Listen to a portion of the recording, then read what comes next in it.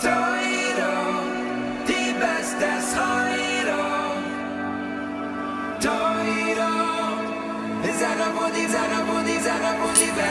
to the late PARSHA show for the Torah portion called VAYEISHEV.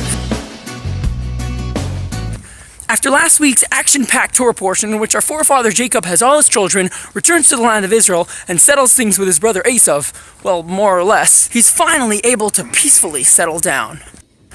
Well, not for long. What now, Shirley? Well, his newly found trouble didn't happen with Shirley, it happened with Joseph. Joseph, Jacob's second to youngest son, was the apple of his eye. Jacob saw certain spiritual powers in his son Joseph, which he didn't see in any of his other sons. And for this reason, Jacob loved Joseph more than his other sons. Now, I'm not going into what that means, nor am I giving a parenting class, because I don't really know what that means, nor am I a parent. But that is the fact. Jacob loved Joseph more, and the other brothers were jealous of him. Other than the jealousy, Joseph brought some more hatred upon himself by sharing his dreams with his brothers. Oh, hey guys, I had these dreams that one day I'm gonna rule over you and you'll all bow to me. And, oh, did I mention that this is my really amazing special coat that Dad made just for me because I'm his favorite? Well, the brothers eventually decided to kill him. Fortunately, they didn't do that, and instead they chucked him into this pit in the ground. And they soon after sold him to this caravan that was passing by, who then sold him to another caravan that was on its way to Egypt, who then sold him to one of the ministers of Pharaoh. Whoa, that's like the story of my life. How? And you're not good looking. This dude actually purchased Joseph because he thought Joseph was really good looking, but unfortunately so did this guy's wife. Eventually, this guy's wife tries seducing Joseph. Joseph refuses, and this guy's wife ends up getting Joseph thrown in prison. Oh, well, that's what I meant by story of my life. The prison part. For more details and the rest of this amazing story, learn the Torah portion yourself. But what I'm trying to get at is this. If you notice on the late PARSHA show, I always write that it is directed by divine providence. That's not just a cute line, but that's actually true about everything in life. God directs every single detail of our life, of the world, of all worlds, of every element of existence. As useless as it seems.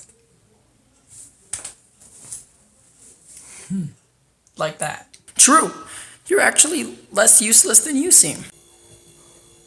All that occurs, not only the things which we see as significant, but even the most minute detail, is God's doing. This fact should not just remain a fact. It should be your perception. Always recognize that everything is being directed by the one true existence, God. Joseph is a prime example of this attitude. All throughout his journey, or whatever you want to call his chaotic chain of events, Joseph knew and kept in mind that it is all being directed by God. And he who creates everything at all times has a master plan.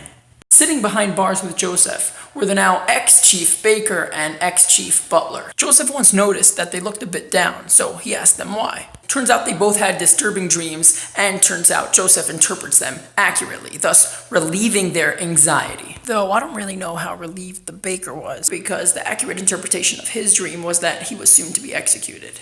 But the point is, Joseph noticed that these two guys looked down. Well, though they were sad, they were all in jail. Yeah, they were all in jail, Joseph included. But Joseph was in a blissful state of peace with reality, knowing that everything, including the fact that he was sitting in this dinky jail cell, is from God. And that is how he was able to notice the look on these other two guys' faces, to care for and reach out to another. He wasn't carried away by his own troubles and suffering, because he knew that everything is God's doing.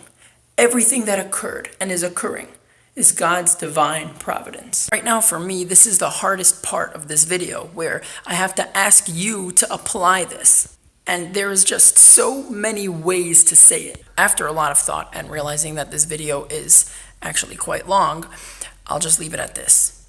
Please go do an act of goodness and kindness. And don't forget to demand the revelation of Moshiach now. Shabbat Shalom.